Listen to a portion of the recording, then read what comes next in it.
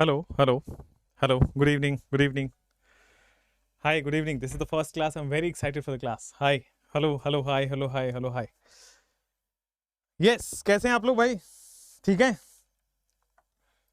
उम्मीद करता हूँ बहुत अच्छे होंगे. I am very excited, very happy for the class. कुछ लोगों को स्टडी गार्जियन मिल गए होंगे. हाँ, मेरे को आई एम इन्फॉर्म्ड कि बस 70% लोगों को स्टडी गार्जियन मिल गए. जो 30% हैं उनको study guardian with in the class, मतलब क्लास खत्म होने से पहले मिल जाएगी.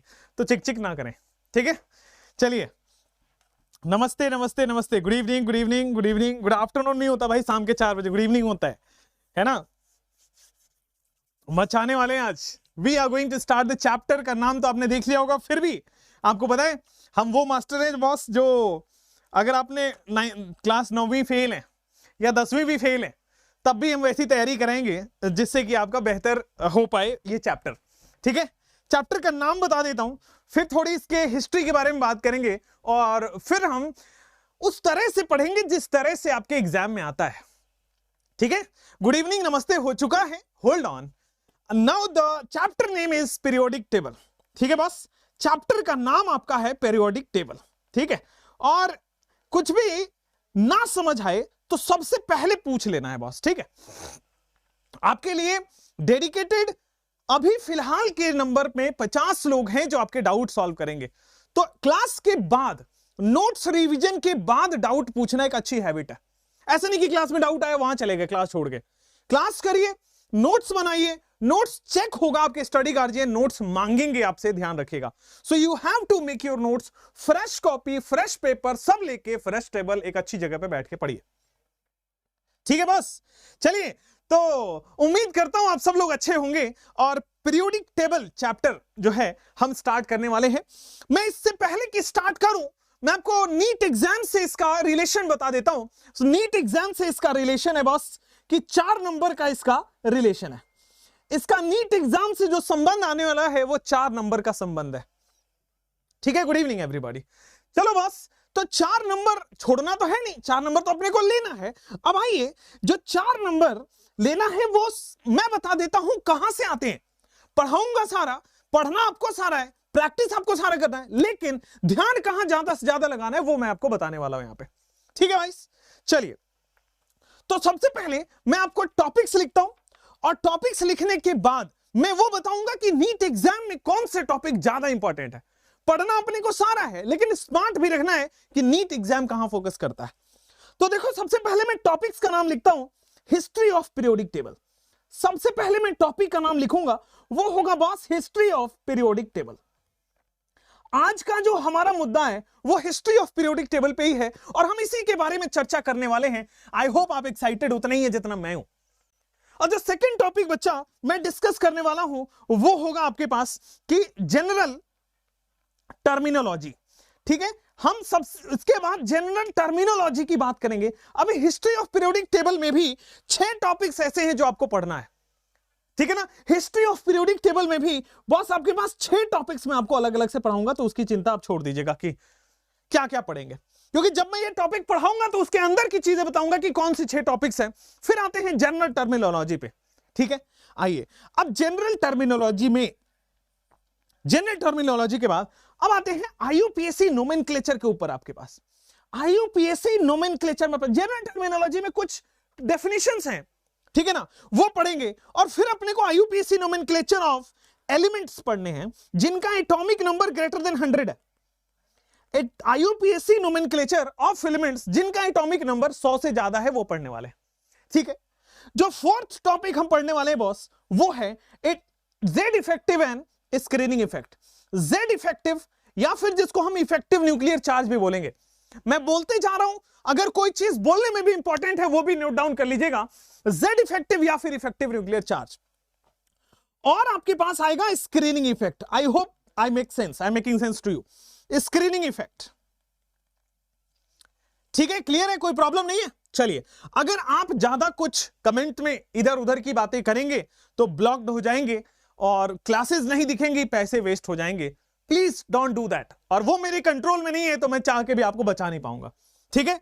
सो आइए स्टार्ट करते हैं. आपके पास जेड इफेक्टिव और स्क्रीनिंग इफेक्ट के बाद पांचवा चीज आपके पास आएगा वो आएगा एटॉमिक रेडियस की चर्चा करेंगे। और ये सब जो भी मैं टॉपिक्स लिख रहा हूं ये एक एक लेक्चर का है, हर टॉपिक एक एक लेक्चर का है। पहले ये तो समझिए कि आपको पढ़ना क्या है, फिर पढ़ना स्टार्ट करिए। जेड इफेक्टिव एटॉमिक के बाद, एटॉमिक रेडियस के बाद आपके पास आएगा आयोनाइजेशन एनर्जी, ठीक है ना, आयोनाइजेशन एनर्जी। आयोनाइजेशन एनर्जी के बाद बेटा आपके पास आने वाला है, आयोनाइजेशन एनर्जी के बाद यू विल हैव एटॉमिक, या फिर सीधा लिखिए electron gain enthalpy. This is electron gain enthalpy, ठीक है। मैं आपको कलरफुल कर दे रहा हूं ताकि आपको विजिबल अच्छे से हो, इलेक्ट्रॉन गेन इंथैल्पी, ठीक है। इलेक्ट्रॉन गेन इंथैल्पी के बाद 8th टॉपिक आपको पास आएगा इलेक्ट्रोनेगेटिविटी। और ये आपके पीरियोडिक टेबल का लास्ट में लिखने वाला हूं वो है nature of oxides, acidic, basic या neutral. Nature of oxide, acidic, basic या न्यूट्रल। सो आपको कुल मिला के 9 टॉपिक पढ़ने हैं इस पूरे पीरियोडिक टेबल में। ये आपका एनटीए का सिलेबस है, हर चैप्टर का सिलेबस पहले मैं बताऊंगा। सो बात ये एनटीए का सिलेबस मैंने आपके लिए लिख दिया है। आई होप आपके वेबसाइट पे जाके आप चेक भी करेंगे तो आपको सिमिलर मिलेगा, ठीक है, करना भी चाहिए। तो 1 से लेकर के ये 9 टॉपिक्स आपके सिलेबस में है। अब मुद्दा आता है कि स्मार्ट बच्चा क्या करेगा। तो स्मार्ट तो पहले पूरा पढ़ता है, लेकिन जो और स्मार्ट होता है, जो सिलेक्शन के चांसेस जिसके बढ़ते हैं, जो इस प्लेटफॉर्म पे हम सिलेक्शन की बात कर रहे हैं बॉस, उसमें यहां से लेकर के जेड इफेक्टिव से ऑक्साइड का 90% चांस यहां से है क्वेश्चन आने का। जो आपके टेस्ट होंगे, जो आपके टेस्ट सीरीज होंगे, जो आपकी ऑल इंडिया टेस्ट सीरीज होगी, जो आपका नीट पे क्वेश्चन आएगा, मेजॉरिटी क्वेश्चन बॉस आपके यहां से आते हैं, टॉपिक नंबर 4 से टॉपिक नंबर 9। यदा कदा रेयरेस्ट ऑफ द रेयर इधर से भी क्वेश्चन आते हैं। ऐसा नहीं है कि यहां से क्वेश्चन नहीं आया है, ऐसा नहीं है कि यहां से क्वेश्चन नहीं आया है, लेकिन 90% चांसेस है कि बॉस इस पे ज्यादा हमें फोकस करना है। और इस पे फोकस तब कर पाएंगे जब हमारा शुरुआत का क्लियर हो। तो शुरुआत क्लियर रखना बहुत जरूरी है। फिर हम स्टार्ट करते हैं बॉस। सिलेबस आपको पता लग गया, मैं आराम से आप नोट डाउन करते रहिए। स्पीड आपको बरकरार रखनी है मेरे साथ, ऐसा नहीं करना, स्पीड बरकरार रखनी है। You have to understand and write at the same time, sync रखना है बॉस। मैजिक नंबर भी इसमें इंक्लूडेड है। यस बेटा, ये जो जनरल टर्मिनोलॉजी है उसमें मैजिक नंबर इंक्लूडेड है, ठीक है। आप ये यहां पे श्योर रहिए कि एक टॉपिक भी मिस नहीं होगा। दैट इज द प्लेज जो कि मैं आपसे, या आज पढ़ाने जब स्टार्ट किया था तब से मैं लेता हूं कि एक टॉपिक ज्यादा मिलेगा, कम नहीं मिलेगा। हमारी मेहनत आपको ज्यादा दिखेगी, कम नहीं दिखेगी। हमारी मेहनत को मैच कर लीजिए, सिलेक्शन हो जाएगा बच्चा, ठीक है। तो आई होप आपको यहां तक आपने नोट डाउन कर लिया होगा। अब मैं आगे बढ़ूंगा बच्चों आपके साथ, ठीक है। अब मैं आगे बढ़ूंगा आपके साथ। दिस इज लाइव बच्चा, ऑब्वियसली दिस इज लाइव, ठीक है। Don't spam. एंड अगर कोई भी आपको प्रॉब्लम्स आ रहे हैं तो स्टडी गार्जियन से कनेक्ट करें, ना कि टीचर से। टीचर पढ़ाने के लिए रिस्पॉन्सिबल होता है, टेक्निकल और ये और वो नहीं, ठीक है। मैं भी, आप, मुझे पता है कि आप मुझे देख के मेरी कहने पे एडमिशन लिए हो, लेकिन मैं यहां पे, मुझे पढ़ाने दीजिए तो मैं ज्यादा आपको रिजल्ट सिलेक्शन दे पाऊंगा। बाकी के लिए टीम असाइंड है, तो आप उसको एक बार जरूर कनेक्ट करिए, ठीक है। चलिए, ठीक है। Good evening everybody. क्लास नहीं है क्या मतलब क्या होता है? क्लास तो चल रही है, इट इज लाइव, ठीक है। चलिए अब आ जाओ, आपने यहां तक नोट डाउन कर लिया होगा 9 टॉपिक्स पे, ठीक है। अब 9 टॉपिक्स पे नोट डाउन करने के बाद पहला टॉपिक आज हम ओपन करने वाले हैं। अब मैं फिर बता दूं, बहुत ज्यादा अलग नहीं पढ़ना है, एनटीए से 10% एक्स्ट्रा पढ़ना है, नीट से 10% एक्स्ट्रा पढ़ना है, ठीक है। 10% ही एक्स्ट्रा पढ़ना है। आइए, तो सबसे पहले आप टॉपिक लिखेंगे हिस्ट्री ऑफ पीरियोडिक टेबल। हम जो आज पढ़ने वाले हैं वो है बेटा हिस्ट्री ऑफ पीरियोडिक टेबल। अब मेरा शॉर्टकट से आप लोग थोड़ा सा रूबरू हो जाइए, पीटी का मतलब पीरियोडिक टेबल होता है, ठीक है। चलिए अब आते हैं हिस्ट्री ऑफ पीरियोडिक टेबल में आपको क्या क्या पढ़ना है। सबसे पहले मैं आपको बता दूं, वी हैव टू रीड, सबसे पहले लेवोजियर के बारे में हमें पढ़ना है। किसके बारे में पढ़ना है? लेवोजियर क्लासिफिकेशन के बारे में पढ़ना है, ठीक है। चलिए आइए, तो सबसे पहले जो हम पढ़ेंगे वो पढ़ेंगे लेवोजियर क्लासिफिकेशन। लेवोजियर क्लासिफिकेशन, ठीक है। ये एनसीईआरटी में आपके नहीं दिया हुआ है। एनसीईआरटी में जो है वो सीधा डोबेरिनर से स्टार्ट है, लेकिन हमें ये पढ़ना होगा क्योंकि अदर बुक्स, साइड बुक्स और टेस्ट सीरीज और सिलेबस में कहीं ना कहीं से कनेक्टेड जरूर है। लेवोजियर के बाद आपको बेटा एनसीईआरटी में दिया हुआ है डोबेरिनर ट्रायड, तो डोबेरिनर ट्रायड आपको लेवोजियर के बाद पढ़ना होगा, ठीक है। उसके बाद आपके पास आएगा Newland law of octave. So third topic जो हिस्ट्री ऑफ पीरियोडिक टेबल में पढ़ना है वो है न्यूलैंड लॉ ऑफ ऑक्टेव। बच्चों मैं एकदम आपको एकदम सिस्टमेटिक करके कर रहा हूं। सबसे पहले बताया कि पीरियोडिक टेबल में पढ़ना क्या है, अब इसके अंदर के सब टॉपिक क्या है, आपको इसके अंदर क्या पढ़ना है वो मैं जानूंगा, वो मैं आपको बताऊंगा। So it is Newland law of octave. उसके बाद फोर्थ आपको पढ़ना है बेटा लॉदर मेयर कर्व, फोर्थ आपको पढ़ना है लॉदर मेयर कर्व के बारे में। और उसके बाद फिफ्थ टॉपिक आएगा आपके पास Mendeleev periodic table, Mendeleev's periodic table. Mendeleev's periodic table के बाद last but not the least is modern periodic table, ठीक है। तो hope it is very very clear in your mind. तो हिस्ट्री ऑफ पीरियोडिक टेबल में ये 6 topic आपको clear होने चाहिए कि ये पढ़ना है। पहले मैंने बताया कि टॉपिक्स क्या क्या पढ़ना है, अब मैं बता रहा हूं सब टॉपिक क्या क्या पढ़ना है। तो पहला टॉपिक के अंदर ये 6 टॉपिक्स आपके सिलेबस में है, इससे ना एक ज्यादा ना एक कम पढ़ना है, इतना ही पढ़ना है और आपको क्लैरिटी आ जाएगी जिंदगी में, ठीक है। एकदम क्लियर है, कोई प्रॉब्लम नहीं है। चलिए अब लेवोजियर क्लासिफिकेशन में स्टार्ट करता हूं, ठीक है ना। अब मैं आपको लेवोजियर क्लासिफिकेशन स्टार्ट करता हूं। 1 सेकेंड, मुझे 2 मिनट का समय दीजिए।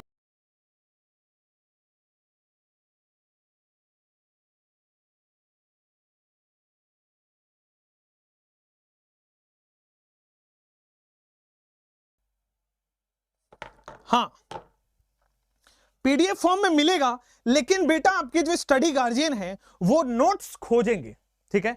और मेरी एक रिक्वेस्ट रहेगी और बाद में मैं स्ट्रिक्ट हो जाऊंगा इस पे कि क्लास चलते के वक्त अगर आपने क्लास के अलावा और कोई कुछ मैसेज किया या कुछ ऐसे किया कमेंट, तो you will be certainly blocked from this. तो इसलिए क्लास के वक्त क्लास का ही बात करें तो ज्यादा बेटर है।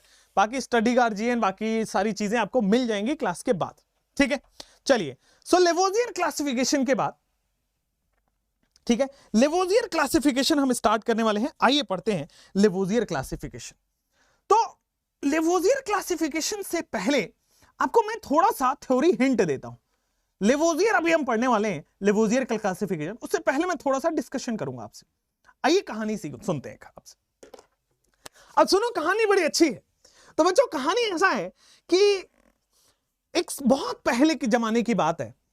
मान लो आपका जन्म मान लो 2000 साल पहले हुआ होता। मान लो 2000 साल पहले आपका जन्म हुआ होता और आपके पास हर दिन एक नया एलिमेंट आ रहा है। किसी दिन बोरोन दिख गया, किसी दिन कार्बन दिख गया, किसी दिन एल्युमिनियम दिख गया, किसी दिन मैग्नीशियम दिख गया। कोई अलग प्रॉपर्टी है, किसी अलग प्रॉपर्टी है, कोई अलग प्रॉपर्टी दिखा रहा है।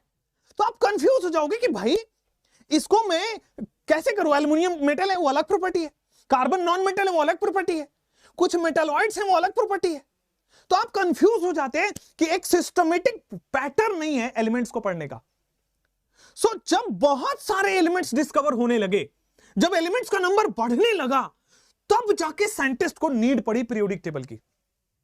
आपने ये सवाल तो किया ही नहीं कि सर आपने चैप्टर का नाम पीरियोडिक टेबल रखा बट पीरियोडिक टेबल पढ़ी क्यों नहीं। तो पीरियोडिक टेबल इसलिए पढ़ रहे हैं क्योंकि बहुत सारे एलिमेंट्स जब डिस्कवर होने लगे तो एक सिस्टमेटिक वे चाहिए जिससे कि हम एलिमेंट्स को पढ़ पाएं। जैसे मान लीजिए आपके घर में भी सिस्टमेटिक वे है, आपके घर में भी पीरियोडिक टेबल है।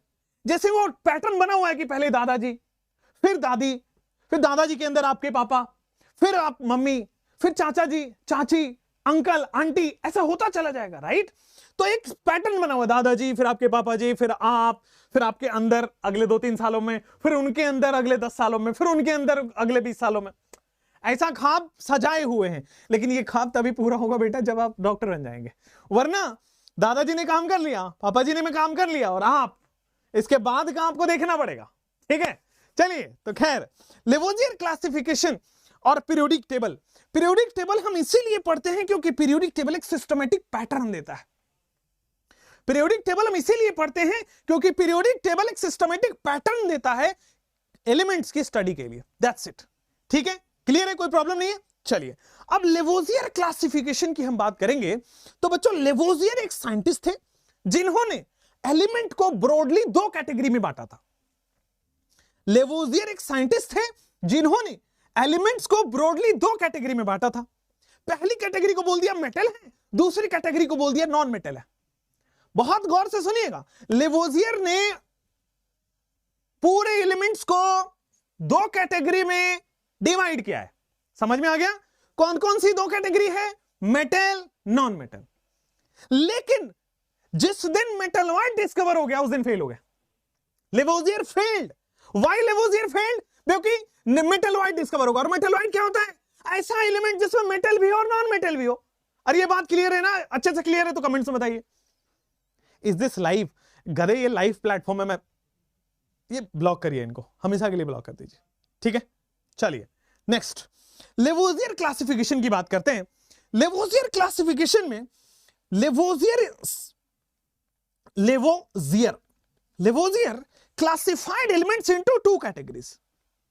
Lavoisier classified elements into two categories बेटा। लेवोजियर दो कैटेगरी में क्लासिफाई किया गया, टू कैटेगरीज। कौन कौन सी कैटेगरी है? तो लेवोजियर ने बोला कि ऐसे हैं कुछ एलिमेंट्स जिनको हम मेटल बोलते हैं, ऐसे हैं कुछ एलिमेंट्स जिनको हम नॉन मेटल बोलते हैं। लेवोजियर ने जितने भी एलिमेंट लेवोजियर के समय प्रेजेंट थे, ऑलमोस्ट अराउंड 30 एलिमेंट्स के आसपास प्रेजेंट थे, बट आपको वो सब ध्यान नहीं रखना, हिस्ट्री तो बिल्कुल नहीं जानना। तो बस मेटल और नॉन मेटल में डिवाइड कर दिया। अब कौन से एलिमेंट्स थे जिनको मेटल बोला? तो उन्होंने पहले टेस्ट किया लेबोरेटरी में, जो एलिमेंट इलेक्ट्रॉन लूज कर दे रहा था उसको बोल दिया मेटल, और जो एलिमेंट इलेक्ट्रॉन एक्सेप्ट कर ले रहा था उसको बोल दिया नॉन मेटल। लेवोजियर ने बोला कि जो जो एलिमेंट इलेक्ट्रॉन लूज कर दे रहा है, छोड़ दे रहा है, त्याग दे रहा है, उसको मेटल बोल दे रहे, और जो जो एलिमेंट इलेक्ट्रॉन को एक्सेप्ट कर ले रहा है, ले रहा है, तो उसको हमने नॉन मेटल बोल दिया। बात समझ में आई यहां तक कि बेटा मेटल वो है कि एलिमेंट्स विच लूज इलेक्ट्रॉन या एलिमेंट्स विच डोनेट इलेक्ट्रॉन, लूज/डोनेट, समझ रहे हो? Elements which loose electron, which donate electron, बहुत सारे एलिमेंट थे और उन्होंने सब एलिमेंट पे जाके पता किया कि क्या ये इलेक्ट्रॉन लूज करेगा, क्या ये इलेक्ट्रॉन एक्सेप्ट करेगा। जो लूज कर रहा था उसको बोल दिया मेटल, जो एक्सेप्ट कर रहा था उसको बोल दिया नॉन मेटल। और किसको नॉन मेटल बोला? तो elements which accept electron, elements which accept electron, उसको बोल दिया उन्होंने नॉन मेटल। तो एक लूज इलेक्ट्रॉन है, एक एक्सेप्ट इलेक्ट्रॉन है, एक को मेटल बोल दिया, एक को नॉन मेटल बोल दिया। मुझे लगता है यहां तक क्लियर है, कोई प्रॉब्लम वाली बात नहीं है, बात समझ में आ गई है। सो मेटल भी है, नॉन मेटल भी, एलिमेंट्स विद लूज इलेक्ट्रॉन। अच्छा, जो इलेक्ट्रॉन लूज कर रहे हैं, अच्छा एक बात बताओ, इलेक्ट्रॉन का चार्ज क्या है? कमेंट बताओ पहले, इलेक्ट्रॉन का चार्ज क्या होता है? तो बड़ा simple, electron is negatively charge. अब मान लो नेगेटिव चार्ज मैंने लूज किया तो बचेगा क्या? पॉजिटिव। भाई एक एटम के अंदर जितना पॉजिटिव होता है उतना ही नेगेटिव होता है, तभी तो वो न्यूट्रल है। अगर मान लो नेगेटिव को मैंने लूज किया तो कौन बचा? पॉजिटिव बचा। समझ गया बच्चों? तो बेटा यहां पे कि भाई जो लूज कर रहा है उसके पास पॉजिटिव बचा है, तो उसको हम बोलते हैं electropositive element. Electropositive element, metal वो होते हैं जो इलेक्ट्रॉन लूज करते हैं, उसको हम बोल देते हैं इलेक्ट्रोपॉजिटिव एलिमेंट। अच्छा मान लो जो एक्सेप्ट कर रहा है वो, तो भाई अगर एक्सेप्ट कर रहा है तो नेगेटिव चार्ज ले रहा है, तो नेगेटिव चार्ज ले रहा है तो उसके ऊपर नेगेटिव चार्ज आ जाएगा, तो उसको हम बोलते हैं बेटा इलेक्ट्रोनेगेटिव एलिमेंट। जो लूज कर रहा है उसको मैं इलेक्ट्रोपॉजिटिव बोलता हूं, और जो एक्सेप्ट कर रहा है उसको मैं इलेक्ट्रोनेगेटिव एलिमेंट बोल रहा हूं। I hope it is clear. तो पूरे जितने भी एलिमेंट्स प्रेजेंट थे, लेवोजियर ने बोला कि मात्र दो तरह के एलिमेंट हैं, एक को बोल दिया मेटल और एक को बोल दिया नॉन मेटल। अब लोग उसके पीछे पड़ गए कि बताओ कौन मेटल? तो बोलता है कि जो इलेक्ट्रॉन छोड़ देता है वो है मेटल, और जो इलेक्ट्रॉन ले लेता है वो है नॉन मेटल। अरे बात समझ में आई कि नहीं आई? कमेंट्स में बताना पड़ेगा। ठीक है, एकदम क्लियर। इलेक्ट्रोपॉजिटिव इलेक्ट्रोनेगेटिव हो गया। जो लूज कर रहा है वो मेटल, जो ले रहा है, जो एक्सेप्ट कर रहा है वो non metal. Should be very very very clear in your mind now. ठीक है, लेकिन बेटा कुछ सालों के बाद क्या हुआ? मेटलॉइड डिस्कवर हो गया। After the discovery of metalloid, Lavoisier failed, क्योंकि मेटलॉइड वो एलिमेंट होते हैं जिनमें मेटल की भी प्रॉपर्टी है, नॉन मेटल की भी प्रॉपर्टी है। After the discovery of metalloid the Lavoisier failed, क्योंकि मेटलॉइड क्या होते हैं? ऐसा एलिमेंट जिसमें मेटल भी है, नॉन मेटल की भी प्रॉपर्टी है। तो लोग कंफ्यूज, अब बताओ मेटलॉइड के बाद बात समझिए। तो बेटा यहां पे आया कि after discovery of metalloid, after discovery of metalloid, after discovery of metalloid Lavoisier classification failed, Lavoisier classification failed. ठीक है, तो भाई मेटलॉइड की डिस्कवरी के बाद लेवोजियर क्लासिफिकेशन फेल हो गया, अच्छी तरह से फेल हो गया। अब मन में सवाल आया बेटा, मन में सवाल यह आया कि भाई ये मेटलॉइड क्या है? तो मेटलॉइड वो है elements having both metal and non metal property, elements having both metal and non metal property. ठीक है, मुझे लगता है अच्छे से क्लियर है कि ऐसा एलिमेंट जिसके पास मेटेलिक प्रॉपर्टी भी है, नॉन मेटेलिक प्रॉपर्टी भी है, तो बेटा उसको हम लेवोजियर क्लासिफिकेशन बोल दिया। अरे हां जी कि ना जी? हां जी ना बेटा, बहुत बढ़िया। चलिए, तो यहां पे आपके पास डिमेरिट इसको बोल देते हैं, जो फेल हो गया वो तो डिमेरिट ही होगा ना यार। तो ये डिमेरिट बोल दिया हमने किसका? लेवोजियर का। बोलो क्लियर क्या? तो हमने लेवोजियर का मेरिट भी पढ़ लिया, डिमेरिट भी पढ़ लिया, इससे ज्यादा कुछ बनता ही नहीं है सवाल लेवोजियर में। बोलो क्लियर क्या? एकदम अच्छे से क्लियर ना? चलो भाई साहब, अब आते हैं लेवोजियर के बाद इंपॉर्टेंट है आपका डोबेरिनर, इंपॉर्टेंट है आपका डोबेरिनर। पन्ना पलट ले क्या? बोलो, आपकी इजाजत हो, आपने लिख लिया हो तो आगे बढ़ जाएं। नालायको यस सर कर रहे। ठीक है, इति गुप्ता, दिशा, तनु, प्रणति, वेरी गुड, अमेजिंग, बहुत बढ़िया बच्चे। मैं कह रहा हूं क्लास में रटवा दूंगा बेटा, ठीक है, अपना बड़ा फंडा क्लियर है, मैं क्लास में ही रटवा दूंगा। तो एक बार थोड़ा जोर से बोलिए, वो नहीं बोलना है जो आप बोल रहे हो, जोर से बोलिए। क्या लेवोजियर सबसे पहला हिस्ट्री ऑफ पीरियोडिक टेबल में कौन दिया? लेवोजियर।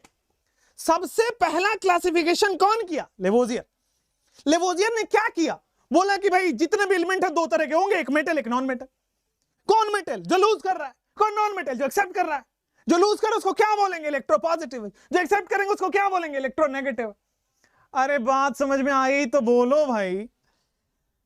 Yes sir. चलो भैया, तो आगे लेवोजियर तो हो गया, लेवोजियर का हमने काम 35 कर दिया। अब आ जाते हैं डोबेरिनर पे। ये अच्छा है, इंपॉर्टेंट है, पूछा जाता है और इंटरेस्टिंग भी है। तो ध्यान दीजिएगा, कुछ ऐसी बातें बताऊंगा जो कहीं बताई नहीं जाएगी। डोबेरिनर ट्रायड, कुछ ऐसी बातें इसमें आपको सुनने को मिलेगा जो ना ही एनसीईआरटी में मेंशन्ड है, लेकिन सवाल तो पूछता है। अब जैसे लेवोजियर थे वैसे ही डोबेरिनर भी हैं साइंटिस्ट। जैसे लेवोजियर थे वैसे ही डोबेरिनर भी हैं साइंटिस्ट। अब इसमें एक टर्म है डोबेरिनर, तो साइंटिस्ट का नाम है। ट्रायड का मतलब क्या हो गया? ट्रायड बेटा, डुएट सुना आपने? अच्छा छोड़ो, कपल सुना है क्या? अरे ये तो सुना ही है भाई, कपल तो सुना ही है यार। तो कपल का मतलब दो, डुएट का मतलब भी दो, ट्रायड का मतलब तीन, हम तुम और वो। तो बेटा ऐसा करना नहीं होता, बट ठीक है, डोबेरिनर ने ऐसा किया तो हम मान लेते हैं। डोबेरिनर क्या होता है बच्चा? आपके पास ट्रायड का मतलब होता है सेट ऑफ थ्री। ट्रायड का मतलब होता है सेट ऑफ थ्री एलिमेंट्स। हाँ जी, क्लियर क्या? तो सेट ऑफ थ्री एलिमेंट्स को ट्रायड बोलते हैं। तो इसका क्लियर मतलब एक निकलता है कि डोबेरिनर जो साइंटिस्ट हैं वो तीन तीन सेट वाले एलिमेंट्स पे काम करेंगे। फिर से सुनिए, डोबेरिनर जो साइंटिस्ट हैं वो तीन तीन सेट ऑफ एलिमेंट्स पे काम करेंगे। कौन से तीन तीन सेट ऑफ एलिमेंट है? थोड़ा समझो, थोड़ा जानो, थोड़ा आ जाओ। तो डोबेरिनर जो साइंटिस्ट है, इनके समय 61 एलिमेंट्स वे डिस्कवर्ड। गौर से सुनेंगे, ये कहीं पूछा नहीं जाएगा, बट हाँ नॉलेज है तो लेना चाहिए, ज्ञान है बट रहा है तो हम ले लीजिए।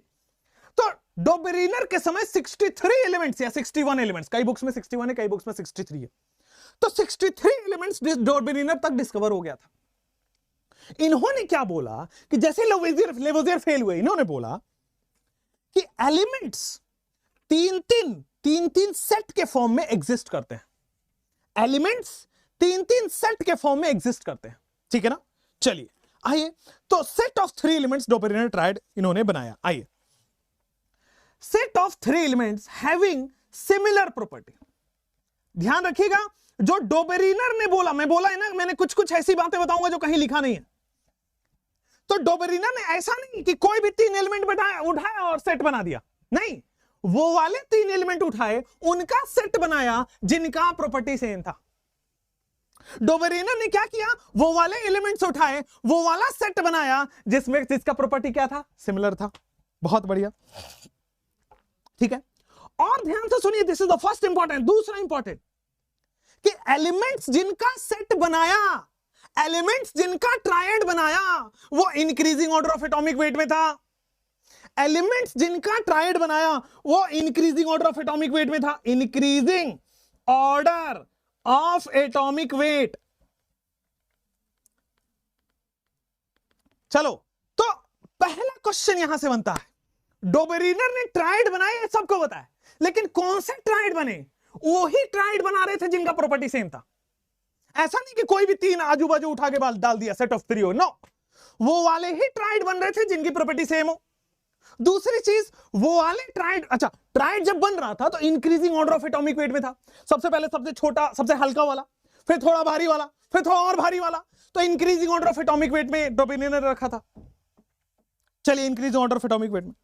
अब आइए यहां पे आते हैं, set of elements having similar properties, increasing order of atomic wait.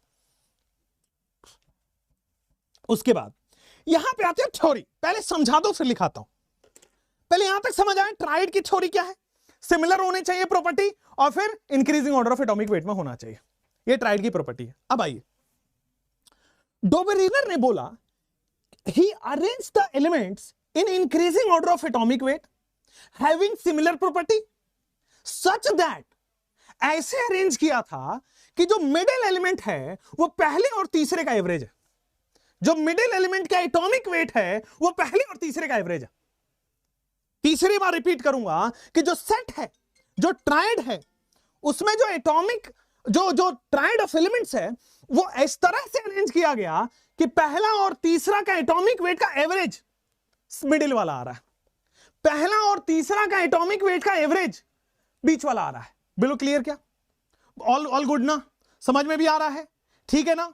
चलो यहां पे आ जाते हैं कि बस डोबेरिनर ट्रायड में कि he arranged elements। डोबेरिनर ने क्या किया? he arranged elements in group of 3 या set of 3। he arranged elements in group या set of 3 elements, ठीक है ना?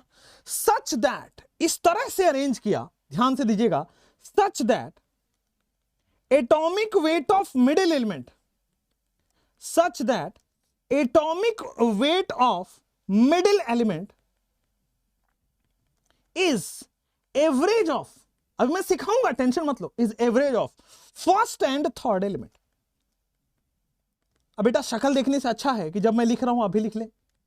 क्या ठीक बोल रहा हूं कि नहीं? he arranged elements in a group of या set of 3 elements such that, मैंने बोला ना कि मिडिल वाले का एटॉमिक वेट पहला और तीसरे वाले का एवरेज होना चाहिए। डोबेरिनर ट्रायड हम इसी को बोल रहे हैं कि मिडिल वाले का एटॉमिक वेट पहला और तीसरा का एवरेज होना चाहिए। एवरेज का मतलब क्या है ये भी सिखाऊंगा बेटा, ABCD से चालू करूंगा, टेंशन ना लो, बस हमारे साथ जुड़े रहिए, रटवा दूंगा, थोड़ी देर बाद पता लगेगा। आओ भाई आओ, जैसे अब एग्जांपल से समझे, फिर वापस थ्योरी पे आऊंगा, फिर वापस डेफिनेशन पे जाऊंगा। एग्जांपल में है लिथियम, सोडियम, पोटेशियम। एक राज की बात, राज की बात वो नहीं बता रहा हूं कि सिमरन राज के साथ चली गई, नहीं बेटा, जा बेटा जा, जी ले जिंदगी, नहीं बताऊंगा अभी। राज की बात यह है कि बस डोबेरिनर ट्रायड हमेशा हमेशा ग्रुप के एलिमेंट्स के लिए वैलिड है। सुनो, राज की बात मैं ये बता रहा हूं कि एलिमेंट्स, समझो गौर से, कि हमेशा हमेशा ग्रुप के एलिमेंट्स के लिए वैलिड है। और ये मैं क्वेश्चन डीपीपी में दूंगा, ये मैं क्वेश्चन टेस्ट में दूंगा, और मुझे पूरा विश्वास है, बहुत आपके ऊपर भरोसा है कि गलत करोगे, उस दिन भी और आज भी बता रहा हूं।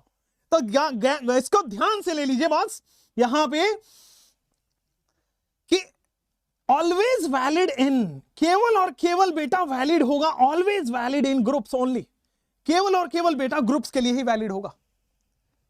समझ गए? तो राज की बात ये है, जो आप सोच रहे हैं वो नहीं है। ठीक है, चलिए तो आते हैं उस पे, एग्जाम्पल पे। अब क्या कह रहा है कि ऐसे एलिमेंट्स का ट्राइड बनाया जिनकी प्रॉपर्टी सेम हो। पहले देख लो क्या इनकी प्रॉपर्टी सेम है, क्या इनकी प्रॉपर्टी सेम है? अरे एक ग्रुप के एलिमेंट्स की प्रॉपर्टी सेम होती है। आप समझ में आ रहा होगा, एक ग्रुप के एलिमेंट्स की प्रॉपर्टी सेम होती है। तो ये देखो सब के सब अल्कली मेटल है, सब के सब ग्रुप 1 है, इनकी प्रॉपर्टी सेम होगी। तो ऐसा ही ट्राइड बन सकता है जिसकी प्रॉपर्टी सेम हो। पहली बात क्लियर। दूसरा देखो कि क्या ये increasing order of atomic weight में है? तो sir ji increasing order of atomic weight में है, पहले सबसे हल्का, फिर थोड़ा भारी, फिर सब बहुत भारी, तो वो भी क्लियर हो गया। तो सब अब यहां पे जब ये सब क्लियर हुआ,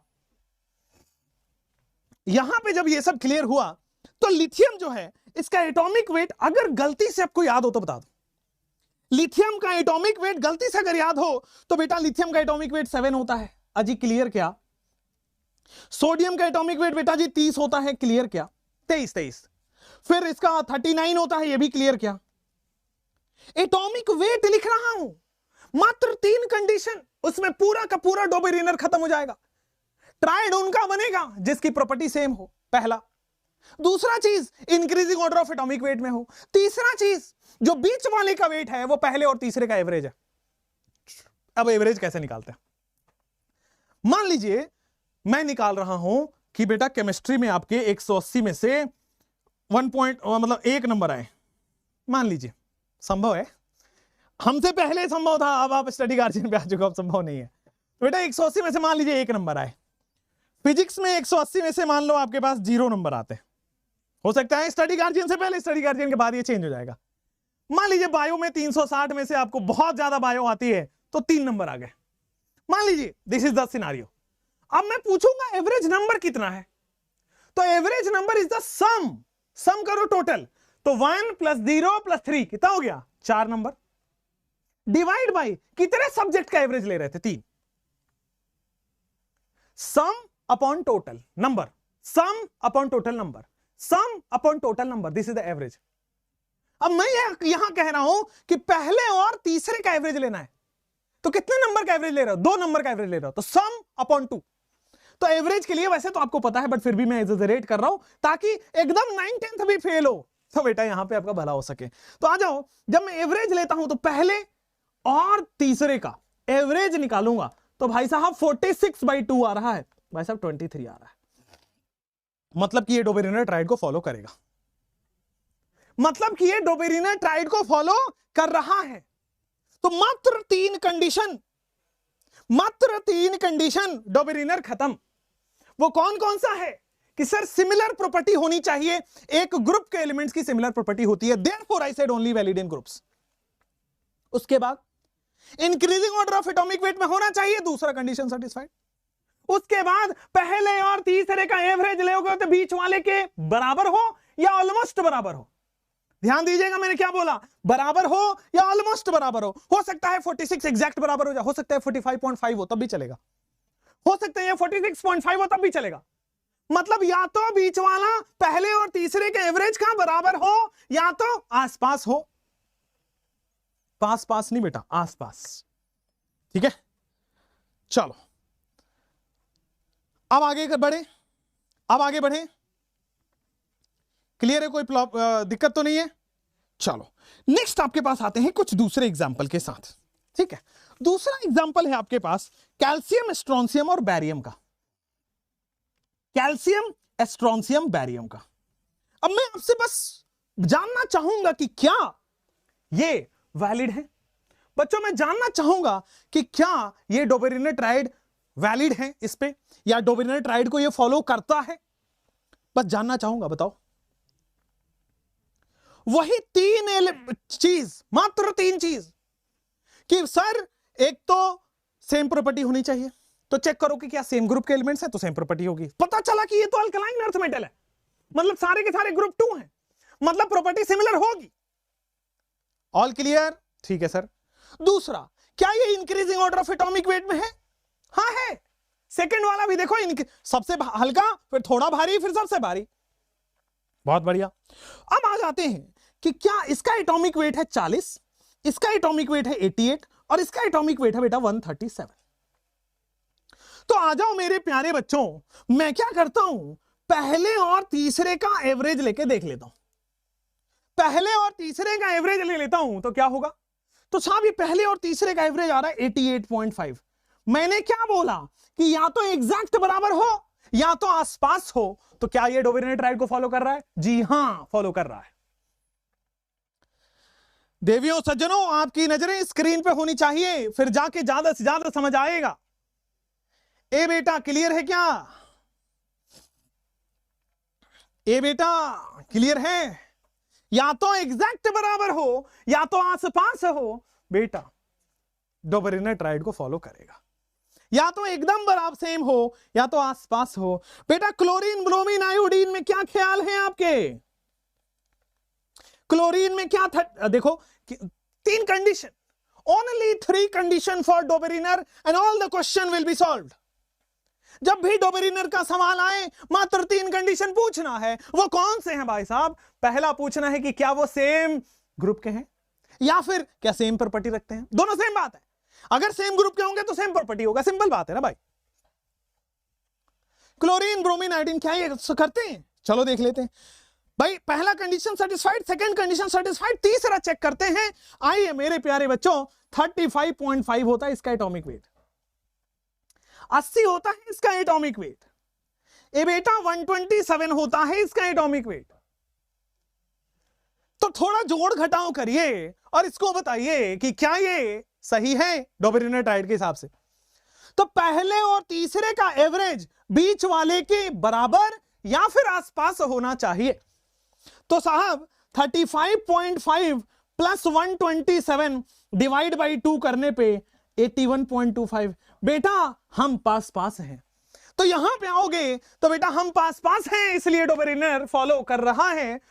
क्लियर है? ऑल गुड है? लेकिन ये तो डोबेरिनर की बात हो गई। अच्छा, डोबेरिनर ऐसे फॉलो करा लोगे? मैं आपसे मात्र जानना चाहता हूं, एक क्वेश्चन का जवाब दोगे? क्वेश्चन का जवाब दोगे? पहले लिख लो, फिर मैं क्वेश्चन भी देता हूं। बोलना हल्के हल्के, बोलना हल्के। Only this 3 triads will be valid? No, किसी भी ट्रायड पे अगर ये 3 रूल वैलिड कर रहा है, पहला नंबर रूल ये है, दूसरा नंबर रूल ये है और तीसरा नंबर रूल ये है कि भाई एवरेज होना चाहिए किसी भी ट्रायड पे। अब बाकी के ट्रायड हम डीपीपी में देंगे, सब यही दे दें। तेज बन रहे हो?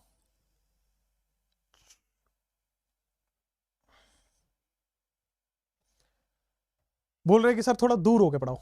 बेटा हम पास आना चाहते, तुम दूर भेजना चाहते हो, ऐसी गलत बात मत कर। ला ला ला ला। लिख लिया क्या? हो गया क्या? आगे बढ़ जाए क्या? अरे बोलो ना। चलो भाई आओ बेटा। अब मैं ये जानना चाहता हूं कि कार्बन जो है, नाइट्रोजन जो है, ऑक्सीजन जो है, क्या बेटा इनके डोबेरिनर ट्रायड वैलिड करता है या नहीं करता है? एवरेज लेके देखिए। तेरे जैसा यार कहां। ऐसा पढ़ाऊंगा कि बेटा एनटीए भी सोचेगा कहां से क्वेश्चन पूछूं।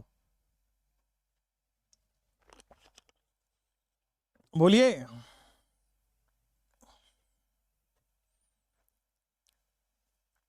तेरे जैसा यार कहां, तेरा मेरा फसाना। खास आवाज। यारा तेरी यारी जिंदगानी शाद है। लिख लिया होगा? अब इसका आंसर बता दो। यस वैली करता है। कितने लोग हैं जो कह रहे हैं कि वैली कर रहा है? बोलो बोलो, हाँ जी कि ना जी बेटा? ए बेटा हाँ जी कि ना जी? आंसर क्या है, हाँ या ना? अरे कह रहे हैं यस, कई लोग कह रहे हैं नो। भक्तों थोड़ा गौर से सुनिए, मैंने बोला है 3 कंडीशन कि पहले सेम प्रॉपर्टी होनी चाहिए। अरे तो सेम प्रॉपर्टी सेम ग्रुप के लिए होता है भाई, ये सेम पीरियड के एलिमेंट्स हैं। कार्बन, नाइट्रोजन, कार्बन बेटा ग्रुप 14 का है, सब डिफरेंट ग्रुप के हैं। ये ग्रुप 15 के हैं, ग्रुप 16 के हैं। कभी भी इन पे डोबेरिनर नहीं लगाना है। हमने बोला था कि गलत करोगे और कहीं ना कहीं गलत कर बैठे हैं। भतेरे लोग गलत किए भाई। ये सब डिफरेंट ग्रुप के एलिमेंट्स हैं। कैसे सोच लिया आपने कि ये सब सेम है? नहीं पॉसिबल है। ठीक है, क्लियर है, कोई प्रॉब्लम नहीं है। आइए अब देखो, फ्लोरीन, क्लोरीन और ब्रोमीन की बात करते हैं। क्या इन पे डोबेरिनर वैलिड है? फ्लोरीन, क्लोरीन और ब्रोमीन पे ऐड करते हैं कि क्या इन पे डोबेरिनर वैलिड है? क्वेश्चन नंबर 2, साथ साथ है बेटा, क्वेश्चन भी थ्योरी भी। ला ला ला ला ला। क्या ये वैरी करे, क्या ये फॉलो करेगा? तो आओ देखते हैं। पहला रूल नंबर 1 कि क्या इनकी प्रॉपर्टी सेम है? तो हां सर, ये ग्रुप 17 के हैं, सबकी प्रॉपर्टी सेम होगी। दूसरा, क्या ये increasing order of atomic wait है? हां सर, क्योंकि इनकी ये सबसे हल्का, फिर थोड़ा भारी, फिर सबसे भारी। क्या पहले और तीसरे का एवरेज आ रहा है दूसरा? आओ एक बार देख लेते हैं। अब फ्लोरीन का मुझे कौन बताएगा, क्लोरीन का मुझे कौन बताएगा, ब्रोमीन का मुझे कौन बताएगा? फ्लोरीन का होता है क्लोरीन का होता है 35.5। फ्लोरीन मुझे आप बताइए कि इसका एटॉमिक वेट क्या होता है। फिर मुझे आप ब्रोमीन का बताइए कि इसका एटॉमिक वेट क्या होता है। तो बेटा हमने ब्रोमीन का एटॉमिक वेट कहीं लिखा था, 80 आ रहा है, बहुत बढ़िया।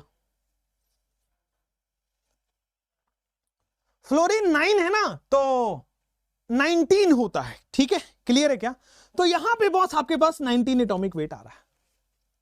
हाँ नो ठीक है, लेकिन मैं जो पूछ रहा हूं वो भी तो बताइए। चैट जो है भैया, एक बार मैं फोटो ले सकता हूँ क्या, वीडियो बना सकता हूँ क्या? दैट्स अमेजिंग रिस्पॉन्स यार, you are too excited, that's great. हाँ 19 होता है, बहुत बढ़िया, amazing. This is the kind of a chat which we have, बहुत बढ़िया, अमेजिंग स्टूडेंट्स, वाओ।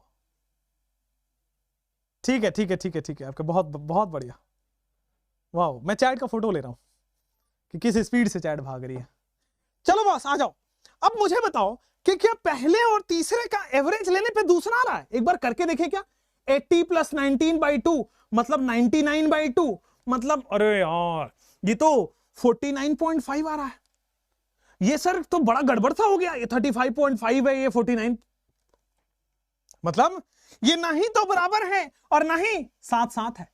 तो बेटा ये डोबेरिनर फॉलो नहीं कर पाएगा। मतलब डोबेरिनर बहुत सारे एलिमेंट्स पे वैलिड था और बहुत सारे एलिमेंट्स पे वैलिड नहीं था, तो डोबेरिनर फेल हो गया। पता है क्यों? क्योंकि डोबेरिनर बहुत सारे एलिमेंट्स पे तो वैलिड था पर बहुत सारे एलिमेंट्स पे वैलिड नहीं भी था।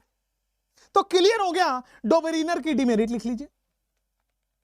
डोबेरिनर की डिमेरिट ये थी कि Dobereiner triad was applicable for only few elements. कुछ ही एलिमेंट्स के लिए वैलिड था, बाकी के एलिमेंट्स के लिए फेल हो गया। आपके सामने दिख रहा है, बाकी के एलिमेंट्स के लिए फेल हो गया। तो डोबेरिनर की डिमेरिट लिखिए कि Dobereiner triad was only valid for few elements, clear है, कोई प्रॉब्लम नहीं है कि डोबेरिनर ट्रायड केवल और केवल कुछ एलिमेंट्स के लिए वैलिड थे, सब एलिमेंट्स के लिए वैलिड नहीं है। हाँ जी कि ना जी यहां तक? हाँ जी कि ना जी यहां तक? ठीक है, कुछ एलिमेंट्स के लिए वैलिड था, कुछ एलिमेंट्स के लिए नहीं था। ठीक है, फ्लोरीन, क्लोरीन, ब्रोमीन जो है, फ्लोरीन, क्लोरीन, ब्रोमीन इन पे वैलिड नहीं था। ओके चलिए अब आते हैं ऊपर, न्यूलैंड लॉ ऑफ ऑक्टेव। सांस ले लीजिए आराम से, सांस ले लीजिए आराम से, बिल्कुल सही है। चलिए अब सांस ले लेते हैं, सांस लेने के बाद आते हैं न्यूलैंड लॉ ऑफ ऑक्टेव्स। उससे पहले एक छोटी सी कहानी, ठीक है, पेन पेपर रख दीजिए, थोड़ा रिलैक्स करिए। छोटी सी कहानी, कहानी ये है, कौन कौन ऐसे हैं हमारे पास कमेंट में जिनको गाना आता है, इनफैक्ट शास्त्रीय संगीत आता है, क्लासिकल इंडियन म्यूजिक आता है? कोई है ऐसा? कोई है हमारे पास ऐसे मल्टी टैलेंटेड लोग? चलो बढ़िया, अमेजिंग, आ जाओ आ जाओ आ जाओ। अब आते हैं डोबेरिनर ट्रायड वाज, हाँ अरे देखो, डोबेरिनर ट्रायड जरूरी नहीं है कि केवल इन 3 जो लिखा है मैंने उसी पे वैलिड हो, हर जगह वैलिड होता है। जहां जहां वो तीनों रूल फॉलो कर जाएंगे वहां वैलिड होता है। ठीक है चलिए अब आते हैं यहां पे, आइए डिमेरिट पे। शास्त्रीय संगीत वाले हैं कोई? मी, कई लोग कह रहे हैं मी। ठीक है, ऐसा ना हो कि कल को हमको क्लास बंद करना पड़ जाए, इतनी कान में दर्द हो रही हो, ऐसा ना सुनाना आप। ठीक है चलो, मुझे तो बिल्कुल भी नहीं आता, मैं तो बहुत अच्छा गिटार बजाता हूं। देखो I am a very cool guy, तो आई प्ले गिटार्स, राइट। इस दुनिया में, इस धरती पे बहुत कम लोग ऐसे हैं जो स्मार्ट भी हैं, जो केमिस्ट्री भी पढ़ाते हैं और जो गाना वाना भी अच्छा गा लेते हैं। एज भी बहुत कम है, सिलेक्शन भी ज्यादा दे देते हैं, बहुत कम है ऐसा रियल। कोई कोई होता है यार ऐसा, मुझे भी पता नहीं कौन है, लेकिन कोई कोई होता है ऐसा, है ना। तो आप देख लेना कौन है, पता नहीं मेरे को तो नाम नहीं पता है, लेकिन ऐसे बहुत कम लोग हैं। चलो अब आ जाओ, अब आते हैं बस न्यूलैंड लॉ ऑफ ऑक्टेव्स पे। ठीक है, मैं आपको हर एक चीज पॉइंट आपको देते जा रहा हूं। डीपीपीज में क्वेश्चन आपको मिलते जाएंगे, क्लास के बाद डीपीपीज मिलेंगे, तो डीपीपीज मिलते जाएंगे, उसमें लगाते जाना, डाउट आएगा पूछते जाना, हर चीज क्लियर होती जाएगी, टेंशन ना लो। आ जाओ, अब आते हैं आपके पास न्यूलैंड लॉ ऑफ ऑक्टेव। बेटा ये गलती कभी मत करना कि आप नोट्स नहीं बना रहे हो। न्यूलैंड लॉ ऑफ ऑक्टेव, ये गलती कभी मत करना कि आप नोट्स नहीं बना रहे हो, क्योंकि आप ही फंस जाओगे बाद में जाके, कुछ याद नहीं रहेगा अगर आप नोट्स नहीं बना रहे हो तो, और हमारे स्टडी गार्जियन आप पे चढ़ जाएंगे फिर। ठीक है, आ जाओ, अब आते हैं न्यूलैंड लॉ ऑफ ऑक्टेव के बाद। न्यूलैंड एक ऐसे साइंटिस्ट थे जिनको क्लासिकल म्यूजिक बहुत पसंद था। न्यूलैंड एक ऐसे साइंटिस्ट थे जिनको क्लासिकल म्यूजिक बहुत पसंद था। अब क्लासिकल म्यूजिक क्या होता है? तो क्लासिकल म्यूजिक होता है सा, और ये आपका सिलेबस क्या है, ऐसा नहीं कि मैं कुछ भी पढ़ा रहा हूं, सिलेबस क्या है आपका, सा, देन रे, देन गा, मा, पा, धा, नी, और फिर से सा। तो सारे गामा पाधा नी सा, फिर से रिपीट होता है, रिपीट होता है, रिपीट होता है। अब ये बेचारे न्यूलैंड थे, ये क्लासिकल म्यूजिक से बड़े प्रभावित थे। अब इन्होंने क्या बोला कि क्लासिकल म्यूजिक को काउंट करो, count number 1, count number 2, count number 3, count number 4, count number 5, count number 6, count number 7, 8 पे वापस से रिपीट हो रहा है। मतलब इंडियन क्लासिकल म्यूजिक हर 8th नोट रिपीट होता है। एक बार रिपीट करूंगा, इंडियन क्लासिकल म्यूजिक में हर 8वां नोट रिपीट हो रहा है। आप देख पा रहे हो, हर 8वां नोट रिपीट हो रहा है। अब इन्होंने दिमाग लगाया, बोलते हैं कि जितने भी एलिमेंट्स हैं अगर उनको increasing order of atomic weight में रखो तो हर 8वां एलिमेंट पहले वाली की प्रॉपर्टी मैच करेगा। नहीं समझ आया होगा, मैं बताता हूं। इंडियन क्लासिकल म्यूजिक में एवरी 8th नोट, हर 8वां नोट रिपीट होता है। इंडियन क्लासिकल म्यूजिक में हर 8वां नोट रिपीट होता है।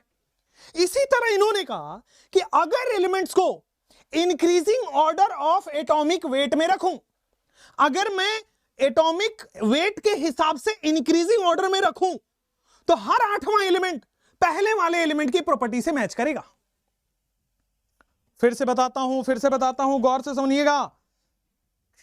जैसे क्लासिकल म्यूजिक में हर 8वां नोट रिपीट हो रहा है, वैसे ही एलिमेंट को increasing order of atomic weight में रखूं तो हर 8वां एलिमेंट अपनी प्रॉपर्टी रिपीट करेगा पहले वाले के हिसाब से। जैसे अब थोड़ा सा समझ अब इससे आएगा। जैसे मैंने रखना स्टार्ट किया lithium 3, beryllium 4, boron 5, carbon 6, nitrogen 7, oxygen 8, fluorine 9। उस समय तक नियॉन डिस्कवर नहीं था, मतलब इनर्ट गैस डिस्कवर नहीं था। जब ये न्यूलैंड अपनी थ्योरी दे रहे थे तो उस समय तक ये डिस्कवर्ड नहीं था। ठीक है ना, sodium 11, magnesium 12, aluminium 13, silicon 14, phosphorus, sulphur, chlorine, argon discover नहीं था क्योंकि इनर्ट गैस डिस्कवर नहीं था। फिर आया पोटेशियम, फिर आया कैल्शियम। आप देख पा रहे हैं कि एलिमेंट्स को increasing order of atomic weight में रखा गया, और हर 8वां एलिमेंट काउंट करके बताता हूं, this is first, this is second, this is third, this is fourth, this is 5, this is 6, this is 7, and this is again 8वां एलिमेंट रिपीट कर रहा है अपनी प्रॉपर्टी पहले के हिसाब से। पहले के हिसाब से 8वां एलिमेंट अपनी प्रॉपर्टी रिपीट कर रहा है। बात समझ में आई?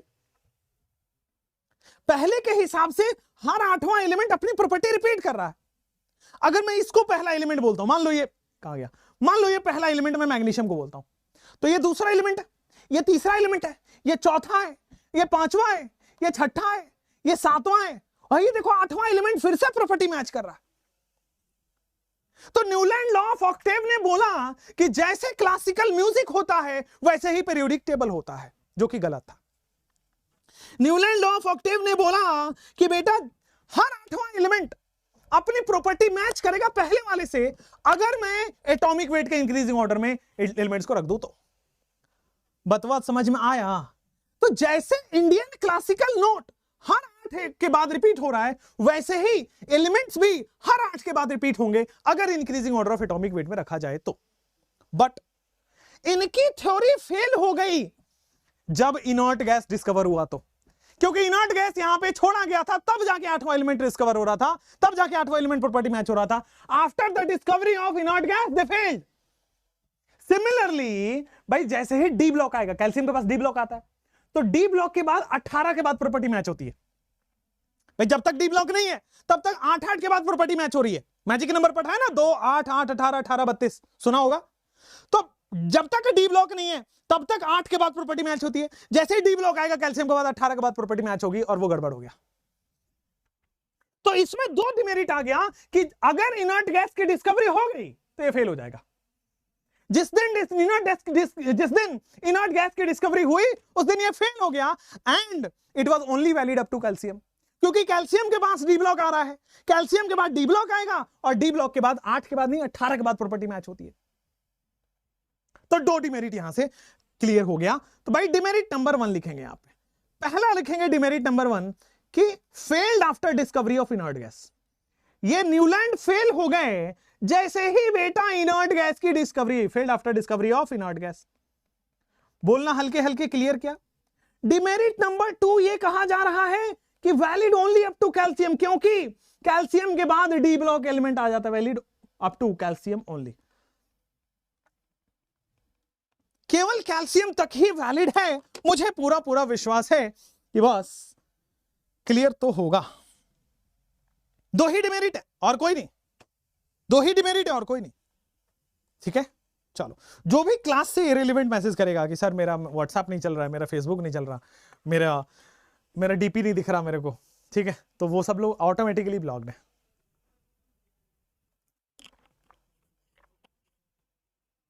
ठीक है, तो इनर्ट गैस के लिए स्पेस नहीं था। दूसरा, कैल्शियम के बाद डी ब्लॉक आ जाता है, जिसके बाद 8 के बाद नहीं 18 के बाद प्रॉपर्टी रिपीट होने लगती है, तो इसलिए फेल हो गया। तो ये जो अपने साइंटिस्ट थे, ये जो क्लासिकल म्यूजिक से इंस्पायर्ड थे, वो फेल हो गए।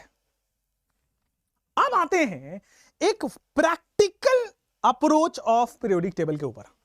अभी तक जो भी थे वो कह रहे थे कि increasing order of atomic wait रखो, अभी तक जो भी थे वो कह रहे थे कि सेट ऑफ 3 एलिमेंट्स बना दो, अभी तक जो थे वो कह रहे थे कि मेटल नॉन मेटल बना दो।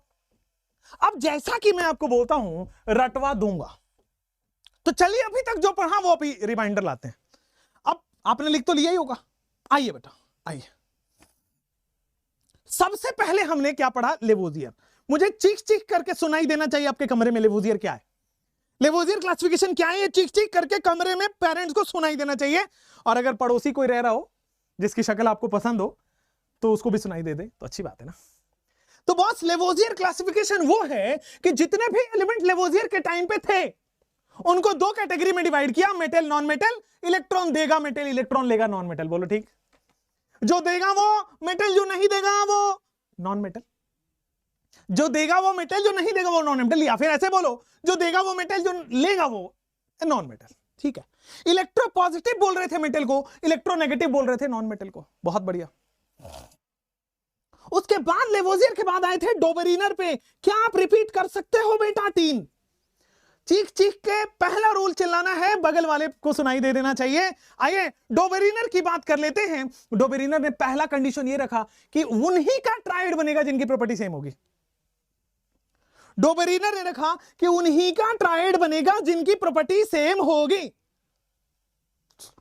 बोलो ठीक, अच्छी बात है। उसके बाद डोबेरिनर के बाद हम आते हैं, डोबेरिनर में 3 है, उन्हीं का ट्राइड बनेगा जिनकी प्रॉपर्टी सेम होगी। दूसरे वे में केवल ग्रुप के एलिमेंट के लिए वैलिड होगा।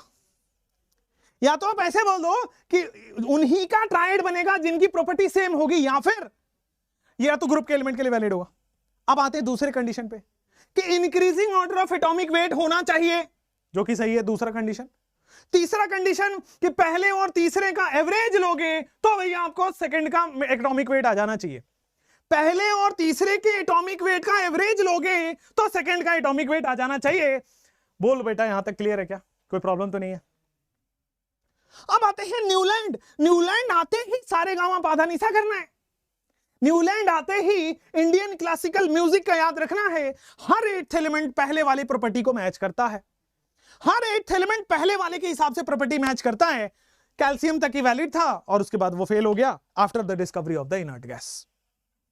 बोलना हल्के हल्के बेटा कमेंट्स में। रट गया रट गया या नहीं रटा, हाँ जी कि ना जी? ना जी तो होना ही नहीं चाहिए, ठीक है, क्योंकि मुझे ऐसा भरोसा है कि आपके नाम में भी हाँ है। ऐसा खासकर कहा जाता है कि लड़कियों के नाम में हाँ होता है, बट हम तो लड़कों लड़के सबके हम अपने बच्चों पे मान लेते हैं कि भैया आपके नाम में भी हाँ ही है। क्रिस्टल क्लियर है? अरे बाप रे बाप, गजब हो गया। अच्छा, लेवोजियर हो गया, डेवोरिनर हो गया, न्यूलैंड हो गया। अब आते हैं, अभी तक थ्योरेटिकल अप्रोच चल रहा है पीरियोडिक टेबल का। हम हिस्ट्री ऑफ पीरियोडिक टेबल पढ़ रहे हैं और अभी तक थ्योरेटिकल अप्रोच चल रहा है। अब हम करने वाले हैं practical approach, Lothar Meyer curve. आपके एनसीईआरटी में हिंट देके छोड़ दिया है, थोड़ी सी बात कही है, तो उसको भी अभी हम डिटेल में करने वाले हैं। लॉदर मेयर कर्व, हाँ जी कि ना जी? थैंक यू जी। अच्छा अच्छा, बहुत बढ़िया, अमेजिंग अमेजिंग अमेजिंग। तो लेवोजियर है, डोबरीनर है, न्यूलैंड है, मजा ही आ गया है, क्लियर भी है। चलो आ जाओ। अच्छा, आते हैं अपन लॉदर मेयर कर्व के ऊपर। ये जो लॉदर मेयर कर्व है, लॉदर मेयर कर्व, अब लॉदर मेयर कर्व नाम से ही क्लियर है भाई। एक चीज तो नाम से क्लियर है, पता है क्या? नाम से एक चीज क्लियर हो गया कि ये कोई ना कोई ग्राफ की बात कर रहा है, क्योंकि आगे लिखा हुआ है कर्व, कर्व का मतलब ग्राफ। सो लॉदर मेयर एक साइंटिस्ट का नाम था जिन्होंने एक ग्राफ बनाया था। मतलब ये वाली थ्योरी नहीं है, ये वाला प्रैक्टिकल अप्रोच है, क्योंकि ग्राफ तो भाई प्रैक्टिकल के बाद ही आएगा ना, ठीक है। तो लॉदर मेयर एक साइंटिस्ट है जिन्होंने कर्व प्लॉट किया था। लॉदर मेयर एक साइंटिस्ट हैं जिन्होंने कर्व प्लॉट किया था। आइए मैं आपको कर्व के बारे में थोड़ा बता दूं, ठीक है। अच्छा, इससे पहले कि आपको कर्व बताऊं, आप मुझे बताओ कि हाँ, डेंसिटी क्या होता है? डेंसिटी क्या होता है भाई? डेंसिटी का फॉर्मूला आप मुझे बताओ। आप मुझे डेंसिटी का फॉर्मूला बताइए, 9वीं पास है तो। लॉदर मेयर भैया, अरे ये कोई रितु जी हैं जो बोल रही हैं लॉदर मेयर भैया थे हमारे, तो उस हिसाब से आपका कंकाल मिलना चाहिए अभी तक। अगर आपके लॉदर मेयर भैया थे तो उस हिसाब से बेटा कंकाल मिलना चाहिए था। चलो, अब लॉदर मेयर कर्व में डेंसिटी क्या होता है? तो बेटा density is equal to mass upon volume. Density क्या होता है बच्चा? तो density is equal to mass upon volume, हाँ या ना? बहुत बढ़िया। D is equal to M by V. अब देखो, density is equal to mass upon volume. अगर मान लीजिए मुझे वॉल्यूम निकालने का मन करे तो मैं क्या करूंगा? अगर मान लीजिए मुझे वॉल्यूम निकालने का मन किया तो मैं सीधा लिख सकता हूं volume is equal to mass upon density. लिख सकता हूं या नहीं लिख सकता हूं? अरे बोलना पड़ेगा, लिख सकता हूं। अच्छा, तो सेम काम हम एलिमेंट के साथ भी तो करेंगे, सेम काम हम एलिमेंट के साथ भी तो करेंगे। भाई होता क्या है मैं आपको बताता चलूं। हर एक एलिमेंट का एटॉमिक मास डिस्कवरी के समय निकल जाता है कि कितना भारी है। हर एक एलिमेंट की डेंसिटी निकल जाती है कि कितना स्पेस है, कितना वॉल्यूम है। तो एटॉमिक मास और एटॉमिक डेंसिटी तो हमें एलिमेंट का पता होता है, तो क्या हम atomic mass upon atomic density से एटॉमिक वॉल्यूम निकाल सकते हैं? अब लॉदर मेयर ने भी यही किया। लॉदर मेयर ने क्या किया? हर एलिमेंट का एटॉमिक वॉल्यूम निकालने लगा, ठीक है भाई। ही डिटरमाइंड एटॉमिक वॉल्यूम। सबसे पहला कंडीशन है कि भाई determined atomic volume. Lothar mayor ने डिटरमाइन किया, हर एलिमेंट का एटॉमिक वॉल्यूम निकालना चालू कर लिया, ठीक है। अब एटॉमिक वॉल्यूम निकाल लिया तो उन्होंने एक कर्व ड्रॉ किया, atomic volume versus atomic mass. फिर से देखेंगे, जैसे ही उन्हें एटॉमिक वॉल्यूम निकला, फिर उन्होंने क्या किया? Plotted a curve. अब कर्व के बारे में हम डिटेल बताएंगे। Plotted a curve between atomic volume and atomic mass. Plotted a curve between atomic volume, atomic volume को निकाला, हर एलिमेंट का एटॉमिक मास पता था, हर एलिमेंट की एटॉमिक डेंसिटी पता है, तो मास अपॉन डेंसिटी करके वॉल्यूम निकल जाएगा। हर एलिमेंट का अपना अलग अलग उन्होंने एटॉमिक वॉल्यूम निकाला, ठीक है। अब एटॉमिक वॉल्यूम निकाला तो भाई सबसे पहले मैं ना, एक सेकेंड, सबसे पहले मैं एक कर्व प्लॉट करके आपको दिखाना चाहता हूं। उन्होंने वाई एक्सिस पे एटॉमिक वॉल्यूम रखा है। लॉदर मेयर ने वाई एक्सिस पे एटॉमिक वॉल्यूम में पूछा हुआ सवाल है ऑल इंडिया टेस्ट सीरीज का, ठीक है, कि वाई एक्सिस पे लॉदर मेयर में क्या था। उसके बाद एक्स एक्सिस पे एटॉमिक मास रखा गया, एक्स एक्सिस पे एटॉमिक मास रखा गया, ठीक है। अब atomic volume versus atomic mass, थोड़ा गौर से सुनिएगा। Atomic volume versus atomic mass जब उन्होंने रखा, और जैसे अब ग्राफ प्लॉट होता है, Y axis X axis, Y axis X axis, graph plot होता है। अब जब ग्राफ प्लॉट हुआ तो कुछ इस तरीके का वो आ रहा था, सबका वाई एक्सिस एक्स एक्सिस रखते, सबका एटॉमिक वॉल्यूम सबका एटॉमिक मास रखे गए, सबका एटॉमिक वॉल्यूम सबका एटॉमिक मास रखते गए, कुछ इस तरह से ग्राफ आया। सबका एटॉमिक वॉल्यूम सबका एटॉमिक मास रखते गए, कुछ इस तरह से ग्राफ आया। ठीक है, अब ग्राफ जब सबका, जैसे मान लो सोडियम का रखना है तो एटॉमिक वॉल्यूम एटॉमिक मास यहां पे आया, पोटेशियम का रखना है थोड़ा और आगे गया, तो हर का डॉट मिला दिया गया, हर एलिमेंट का डॉट उन्होंने क्या किया, मिला दिया। आप भी मिलाइए, तो कुछ इस तरीके से बेटा उनका ग्राफ आया। साइन कर्व है लेकिन ऊपर की तरफ जा रहा है, अगर आपका मैथमेटिक्स स्ट्रांग हो तो। ठीक है, तो जो लॉदरमेयर का atomic volume versus atomic weight है, बस वो इस तरह से कर्व प्लॉट हुआ। अब जब कर्व प्लॉट हुआ तो उन्हें एक प्रॉपर्टी, उन्हें एक कंक्लूजन मिला कि element with similar property occupy same position in graph. जब इन्होंने ये प्लॉट किया तो इन्हें कंक्लूजन निकला कि element with same property occupy same position in graph. ठीक है ना, लिखिए element with same property, elements with same property, ऐसे एलिमेंट जिनकी प्रॉपर्टी सेम थी, occupied same position in graph. Element with same property occupied same position in graph.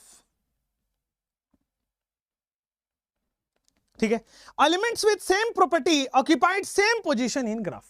अब देखो यहां पे आओगे तो हुआ क्या, जैसे जितने भी कर्व के टॉप पोजीशन थे, पीक, जितने भी कर्व के टॉप पोजीशन थे वहां पे ग्रुप नंबर 1 मिला है, lithium, sodium, potassium, rubidium and caesium. आगे बढ़ता चला जाएगा।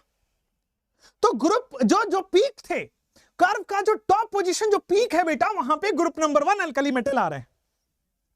तो पहला कंक्लूजन निकला कि जितने भी पीक हैं, जितने भी पीक हैं, ठीक है ना, रुको, जितने भी ग्राफ का पीक है, ग्राफ पीक, पीक का मतलब टॉप पोजीशन, या फिर इसको हम बोलते हैं बेटा क्रेस्ट। ठीक है, इस पे कौन मिल रहा है, ग्रुप नंबर 1, G1। G1 मतलब अल्कली, इस पे कौन मिल रहा है, अल्कली। फिर थोड़ी देर उन्होंने देखा कि भाई जो ग्राफ का डिसेंडिंग पोर्शन है, डिसेंडिंग का मतलब वो पोर्शन जो उतर रहा है, डाउनवर्ड पोजीशन, ये वाला, दिस पोजीशन इज, जो भी येलो मार्क्ड है वो डिसेंडिंग पोजीशन है, मतलब उतरता हुआ, ये डिसेंडिंग पोजीशन है। तो जो भी डिसेंडिंग पोजीशन है वहां पे ग्रुप नंबर 2। ठीक है, जो भी बेटा ग्राफ का डिसेंडिंग पोजीशन है, जहां जहां ग्राफ का DES डिसेंडिंग पोजीशन है या डिसेंडिंग कर्व है, वहां पे मिल रहा है ग्रुप नंबर 2, दैट मींस वहां पे मिल रहा है अल्कलाइन। वहां पे मिल रहा है ग्रुप नंबर 2, मतलब वहां पे मिल रहा है अल्कलाइन। ग्राफ पीक पे कौन मिला, ग्रुप नंबर 1, डिसेंडिंग पोजीशन पे कौन मिल रहा है, अल्कलाइन। लिथियम के बाद beryllium, magnesium, calcium, strontium and barium. बोलो क्लियर क्या। अब जो आता है भाई पीक, आपको पता चल गया, डिसेंडिंग, ऊपर है ग्रुप 1, नीचे जाओगे ग्रुप 2, ऊपर है ग्रुप 1, नीचे जाओगे ग्रुप 2, ऊपर है ग्रुप 1, नीचे जाओगे ग्रुप 2, ऊपर है ग्रुप 1, नीचे जाओगे ग्रुप 2। ठीक है, अब आ जाते हैं ग्राफ का एसेंडिंग पोर्शन। बेटा अब आ जाते हैं ग्राफ का एसेंडिंग पोर्शन, ये वाला जो मैं ब्लू से मार्क कर रहा हूं वो एसेंडिंग पोर्शन है, चढ़ता हुआ। डिसेंडिंग का मतलब गिर रहा है, एसेंडिंग का मतलब चढ़ रहा है। तो यहां पे आ रहा है आपके पास फ्लोरीन, क्लोरीन, ब्रोमीन, आयोडीन, आगे चला जाएगा। तो जब भी ग्राफ का एसेंडिंग पोर्शन है बच्चा, जो ग्राफ का एसेंडिंग पोर्शन है, ग्राफ का ASCEND एसेंडिंग कर्व है, वहां पे कौन मिल रहा था, ग्रुप नंबर 17, जिसको हम बोलते हैं हैलोजन। और ये याद रखना पड़ेगा कि पीक पे कौन मिला है, डिसेंडिंग पे कौन मिला है और एसेंडिंग पे कौन मिला है, ये आपको याद ही रखना पड़ेगा। ठीक है, और जितने भी डाउनवर्ड पोजीशन है, ग्राफ का जो डाउन पोजीशन है जिसको हम ट्रफ बोलते हैं, जितने भी डाउनवर्ड पोजीशन है जिसको हम ट्रफ बोलते हैं, जैसे मैं ब्लू से ही मार्क कर देता, ये वाला पोजीशन, दिस इज ट्रफ, आपको दिख रहा होगा, दिस इज ट्रफ। जो मैं मार्क कर रहा हूं दिस इज ट्रफ, जो कटोरा टाइप का बन रहा है, कटोरा, कटोरी, जो भी बोलना चाहो बेटा, जो ये डाउनवर्ड पोजीशन इसको हम बोल रहे हैं ट्रफ। तो ग्राफ का जो डिसेंडिंग पोजीशन है बेटा, ग्राफ का जो डिसेंडिंग पोजीशन है, डिसेंडिंग कर्व है, वो है बेटा ग्रुप नंबर, सॉरी, वो आपके पास transition metal, not descending, sorry descending हो चुका है, ग्राफ का ट्रफ, ग्राफ का लो पोजीशन जिसको हम ट्रफ बोलते हैं, ठीक है, उस पे मिल रहा है आपके पास ट्रांजिशन मेटल। अब याद भी करा दूंगा, ट्रिक भी अपने पास, टेंशन ना लो, लिख लो पहले। लॉदरमेयर पहले लिखिए, फिर से मैं रिपीट करूंगा ताकि आपको अच्छे से समझ आए। मैंने बोला ना रटवा दूंगा। कोई कह रहा है guys this is recorded session, block कर दीजिए।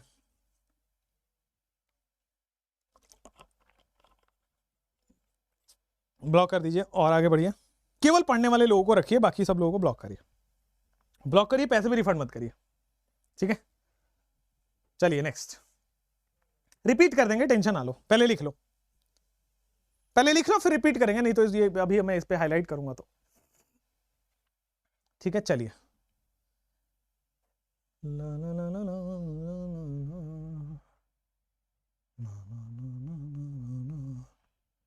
चलो नेक्स्ट। अब आ जाओ लॉदरमेयर कर्व में, फिर से एक बार समझा रहा हूं, थोड़ा गौर से सुनिएगा। 3 आपको रट चुका है, चौथा रटने वाला है, थोड़ा गौर से सुनिएगा। लॉदरमेयर कर्व क्या है, सुनिए। लॉदरमेयर कर्व आपके पास सबसे पहले उन्होंने क्या किया कि atomic volume versus atomic weight का ग्राफ बनाया। ये एक प्रैक्टिकल अप्रोच है, पहली बार बेटा लॉदरमेयर साइंटिस्ट ने प्रैक्टिकल अप्रोच डाला था पीरियोडिक टेबल में, ठीक है। उन्होंने एटॉमिक वॉल्यूम डिटरमाइन करा, कैसे डिटरमाइन करा, एटॉमिक मास अपन एटॉमिक डेंसिटी से, और उन्होंने ग्राफ बनाया, और जब ग्राफ बनाया तो कुछ इस तरीके से ग्राफ बन रहा है, ऊपर नीचे साइन एक्स का कर्व बन रहा है आपके पास, ठीक है। अब जब एटॉमिक वेट और वर्सेस एटॉमिक वॉल्यूम का ग्राफ बनाया तो उन्होंने पाया element with similar property occupy same position in graph, element with similar property occupy same position in graph. एक बार रिपीट करता हूं, element with similar property occupy same position in graph. हुआ? आइए, तो जितने भी टॉप के पोजीशन थे ग्राफ पे, उस पे सब जगह ग्रुप नंबर 1 था। आप समझ आया? एलिमेंट विथ सिमिलर प्रॉपर्टी मतलब ग्रुप नंबर 1 के सारे एलिमेंट की प्रॉपर्टी सिमिलर होगी तो सबका सेम पोजीशन होगा। मतलब अगर ग्रुप नंबर 1 का एक एलिमेंट टॉप पे है तो बाकी सारे भी टॉप पे होंगे। तो element with similar property occupy same position in graph, तो element with same property occupy same position in graph. तो बेटा टॉप पे आपके पास ग्रुप नंबर 1 आ रहा है। फिर डिसेंडिंग पोर्शन पे ग्रुप नंबर 2 आ रहा है। तो ग्राफ के जहां जहां डिसेंडिंग पोर्शन है सब जगह ग्रुप नंबर 2 आ रहा है। तो element with similar property, group 2 के सारे एलिमेंट सेम प्रॉपर्टी होंगे तो वो सब के सब डिसेंडिंग पोर्शन पे। तीसरा सुनो कि जितने भी असेंडिंग पोर्शन है मतलब अपवर्ड चढ़ता हुआ तो वो सब पे ग्रुप नंबर 17 आ रहा है। अब लोगों को शक होगा कि सर यहां से आपने फ्लोरीन क्यों नहीं किया। अरे गधेड़ो, बेरिलियम के बाद आएगा ना फ्लोरीन, लिथियम के बाद आएगा ना फ्लोरीन, लिथियम से पहले थोड़ी फ्लोरीन आ जाएगा, ठीक है। तो जितने भी असेंडिंग पोर्शन थे ग्राफ के उन सब पे ग्रुप नंबर 17 चला गया। जितने भी असेंडिंग पोर्शन थे ग्राफ पे उन सब पे ग्रुप नंबर 17 चला गया। जितने भी डाउनवर्ड पोर्शन है ट्रफ, जितने भी डाउनवर्ड पोर्शन है जिसको हम ट्रफ बोल रहे हैं उसको वहां पे ट्रांजिशन मेटल मिल रहे थे। सो ट्रफ पे you had transition element. So graph का जो लो पॉइंट है ट्रफ है उस पे ट्रांजिशन मेटल मिल रहा था, ठीक है। ग्राफ का जो लो पॉइंट है जो ट्रफ है उस पे ट्रांजिशन मेटल मिल रहा है। ट्रांजिशन मेटल का मतलब ट्रांजिशन मेटल वो है ग्रुप नंबर 3 से लेकर के ग्रुप नंबर 11 तक। ग्रुप नंबर 12 को ट्रांजिशन नहीं बोलते। सो ग्रुप 3 से ग्रुप 11 तक आपके पास कौन है? Transition metals. क्लियर हुआ? क्लियर हुआ? अब थोड़ा अपना जुगाड़। सर रिकॉर्डेड है ऐसा? अरे बे वर्षा जी, भैया जी, बेटा ब्लॉक ना हो ये प्लीज, ठीक है। रिकॉर्डेड नहीं होता अपने यहां, लाइव पढ़ते हैं। डिस्टर्ब ना करें तो ज्यादा बेटर होगा, वरना ब्लॉक कर देंगे तो मैं भी नहीं बचा पाऊंगा। इसके बाद फिजिक्स की क्लास है तो रिकॉर्डिंग। अब भैया पहले क्लास करिए फिर डीपीपी सॉल्व करिए। कोचिंग का मेथोडोलॉजी होता है कि पहले क्लास होती है फिर आपको घर भेज दिया जाता है फिर आप डीपीपीस करते हैं, ठीक है। अब आपको मैं एक शॉर्ट ट्रिक बताता हूं कि भाई जितने भी पीक हैं जिसको मैं क्रेस्ट बोल रहा हूं, थोड़ा सा क्रेस्ट जितने भी हैं उस पे कौन मिल रहा है? अल्कली, ठीक है, जिसको मैं ग्रुप नंबर 1 के एलिमेंट बोल रहा हूं। जितने भी ट्रफ हैं, ठीक है ना, सॉरी जितने भी डिसेंडिंग है, डिसेंडिंग कर्व पे कौन मिल रहा है? अल्कलाइन, ठीक है, ग्रुप 2, ठीक है। आपके पास जितने भी वो है T4 ट्रांजिशन होते थे, और कौन सा छूट रहा?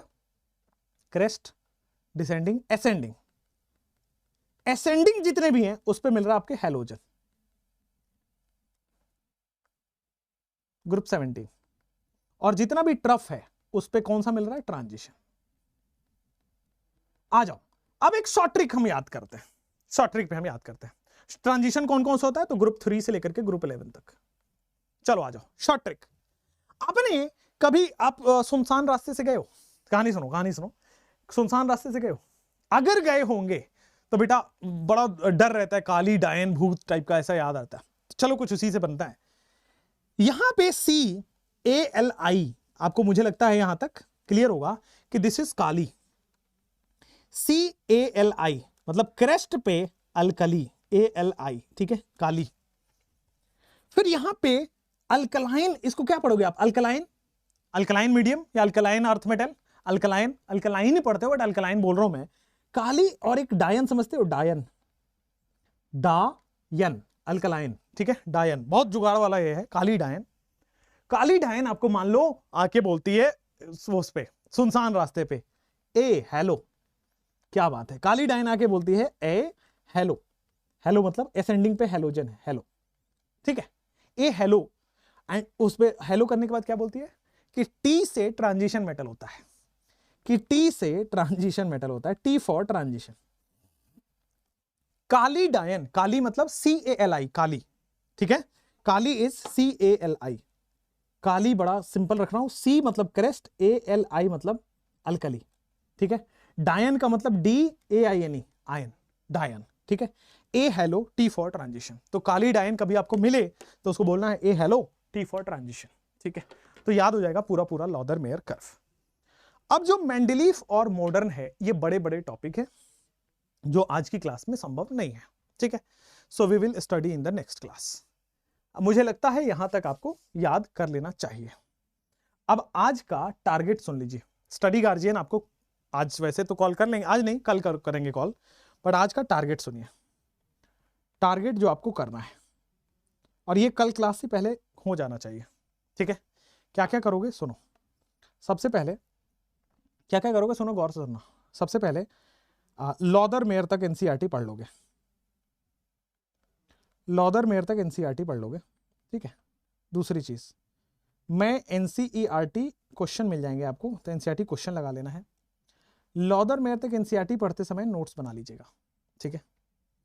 उसके बाद NCERT का नोट्स प्लस क्लास नोट्स को ऐड कर लेना, मतलब ऐड का मतलब क्लास नोट्स में ही वो वाली पॉइंट्स ऐड कर लेना है जो आपको वहां से नया मिलता है, ठीक है। वैसे मिलेगा नहीं क्योंकि क्वेश्चंस में सब कवर हो जाएगा, बट ठीक है, ठीक है, कर लेना है। आज अभी स्टडी मटेरियल DPP आपको मिल जाएगा, तो you have to solve DPP। तो 3 काम आपको करना है। पहला NCERT पढ़ना है, NCERT क्वेश्चन करना है। दूसरा क्लास नोट्स में वो चीज़ ऐड कर लेना है। तीसरा DPP कर लेना है, DPP मिल जाएगा क्लास के बाद, ठीक है। और बताइए कुछ, और बताइए कुछ। स्टडी गार्जियन का मैसेज आ गया होगा आपके पास, है ना? आपके पास बात भी हो जाएगी, मैसेज भी हो जाएगी, कॉल पे भी सब कनेक्ट हो जाएंगे लोग, ठीक है। बहुत प्यारे लोग हैं। 11th का NCERT लेना है क्या? बिल्कुल लेना है। NCERT आपको 11th भी लेना है, 12th भी लेना है। What a trick sir, thank you. Study guardian आपको मिल जाएंगे बच्चों। और कोई दिक्कत परेशानी हो तो बताइए। मेरे पास बुक नहीं है तो बेटा बुक लेना पड़ेगा। एक शायरी हो जाए, चलो आपको शायरी सुनाते हैं आज, ठीक है। शायरी सुनाते, पहली क्लास है इसलिए आपकी ख्वाहिश हम छोड़ना नहीं चाहते कि यार आप बोलोगे कि बताओ, ठीक है। पहले तो शायरी सुना दिया करते थे। तो शायरी कुछ ऐसी है, शायरी कुछ ऐसी है, बड़ा अच्छा सा शायरी है आपके लिए, थोड़ा धैर्य रखिएगा, है ना।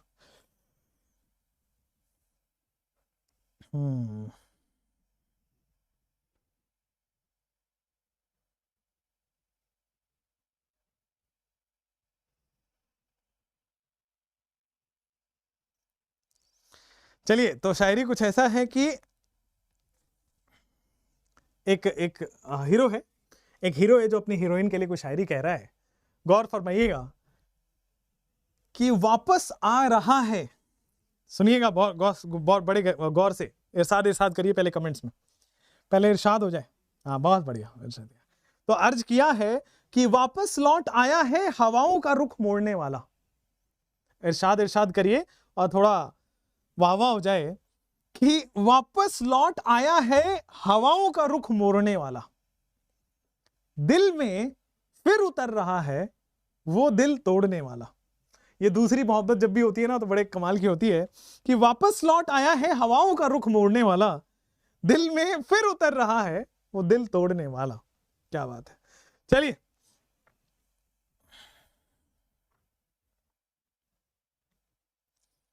चलें आगे आगे बढ़ते हैं। Thank you so much, bye bye, take care, see you super soon. आप लोगों से एक पीटीएम सेशन भी मैं रखूंगा, आप लोगों को जितना समझा पाऊँ समझाऊंगा, और सिलेक्शन लेना है बच्चों, बस ध्यान से, है ना। डीपीपी आराम करना, प्लीज़ करना इसको, एनसीईआरटी पढ़ना प्लीज़, और ये भी पढ़ना, ठीक है। Thank you so much, bye bye.